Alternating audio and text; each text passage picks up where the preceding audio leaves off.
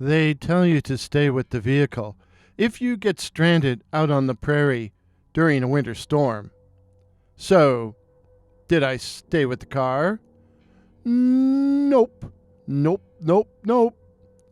I had been headed for home when the blizzard struck, and I wound up in the ditch, where my choices were stay in the car and freeze my butt off, or see if I could find somewhere to phone for a tow. Or perhaps spend the night. I had cut across country, taking a shortcut along some secondary roads, so I wasn't likely to encounter any traffic. Indeed, I hadn't seen another car for a good half hour. But I had passed some houses, a few miles back? They could provide shelter from the storm. And so I left the car and immediately thought about getting back in. Wow. But those houses were only a mile or so back. I could do it. Still, that wind. It wasn't really snowing all that hard. It was the wind. It swirled the falling snow and whipped up the snow that lay on the ground and drove it right into your face like 1,000 sharp, icy needles. But at least the wind didn't howl. It whispered.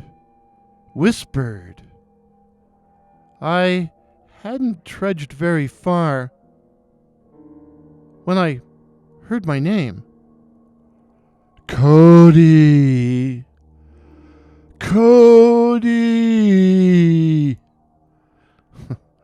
Funny how the wind can make you hear things, I thought to myself. But there's no one around to be calling my name. Just the wind. But gee, I wish it would stop blowing. Not that I had a lot of time to think about it. I was too busy trying to stay on the road and not fall into the ditch myself as the snow began drifting like ghostly fingers across my path. The houses couldn't be more than a mile or two away. Only a half-hour walk under normal conditions. But in this? Still, I could do it.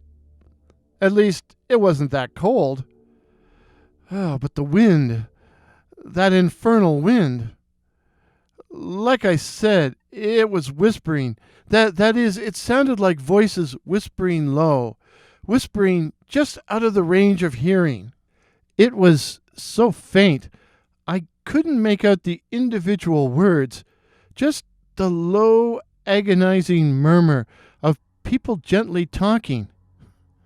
Yet somehow I fancied they were talking about me.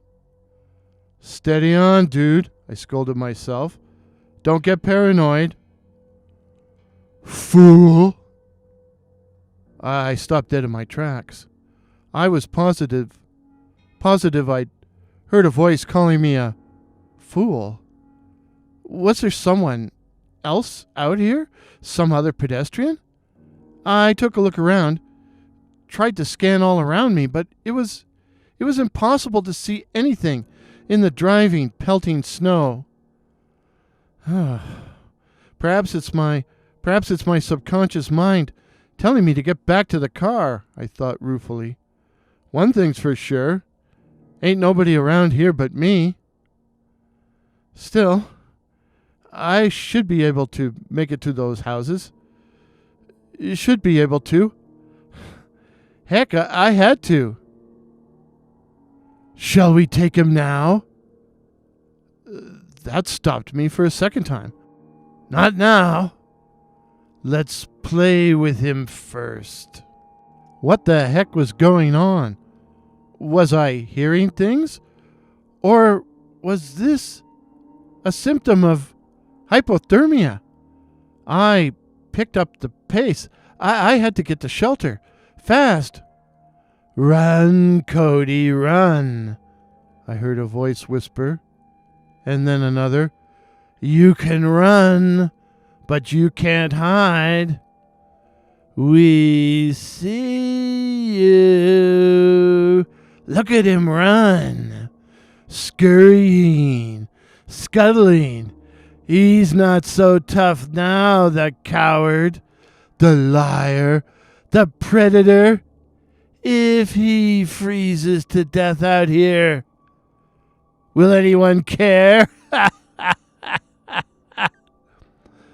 I could hear all of this clearly, in spite of the sound of the wind, and the last remark was followed by laughter.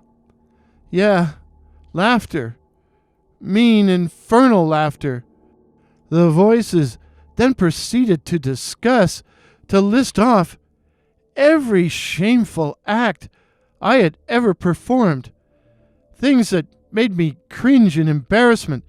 Things I wanted to forget. Worse yet, the voices were gloating. I began shouting at them, shouting at the whispering voices, shouting at the wind.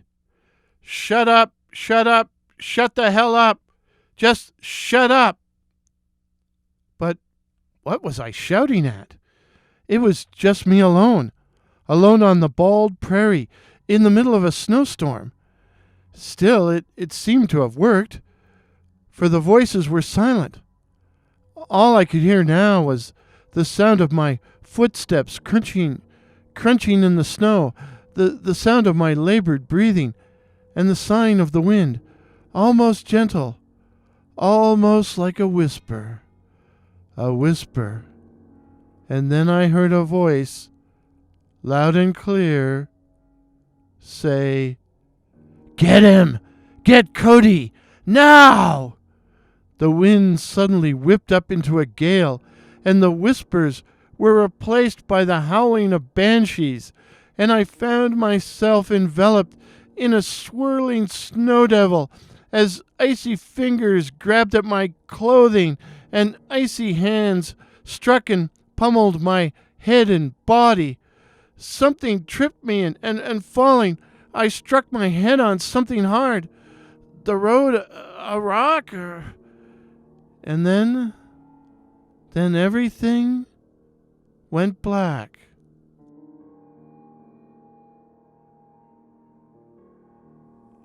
I awoke in light, brilliant fluorescent light. I was lying in bed, obviously in hospital. A young nurse bustled into the room. "Ah, so you're awake," she bloomed cheerfully. "What happened to me?" I said, my voice little better than a croak. "You were found lying in a snowbank, more dead than alive," the nurse said gaily. "You're suffering from frostbite, and you've had a concussion, but you should make a full recovery and be out of here in a few days." I must have been hallucinating, I told myself. Weird how you can get disoriented in a storm. I was lucky, I guess. I guess I should have stayed with the car. Soon it was lights out, and I lay in semi-darkness, as the hall outside my room was still lit. The gentle murmur of the busy hospital soon had me on the edge of sleep. On the edge of sleep, when I heard voices just outside the open doorway. At first I couldn't make them out. They were mere whispers. Whispers? I was suddenly wide awake. I tried to sit up, to get out of bed, but I fell back in exhaustion. A frigid cold seemed to be seeping into the room, a blizzard-like cold that made my flesh crawl, and the voices outside suddenly became more distinct. "Wait till the nurse is down at the other end of the hall. Ha! He thought he could escape us. Fool! Now!" The room filled with the howling of a banshee wind, and once again, everything went black as the grave. The moral of the story: caught in a snowstorm while out on the roads? Just stay in your car. Really, just stay in your car. And always carry an emergency kit in the wintertime. If this is your first visit to my channel, please consider subscribing. My name is Warren, and I write and tell original ghost stories and original horror stories featuring such cryptids as the Night Floaters, werewolves, and the Black-Eyed Children. So again, please consider subscribing. Please help me to reach my goal of 2,500 subs in 2022. Till midnight. Cheers. Pictures used in today's video courtesy of Pix here. That's PX here. While the music was that haunting classic, Aftermath, by that patron of the internet, Kevin MacLeod.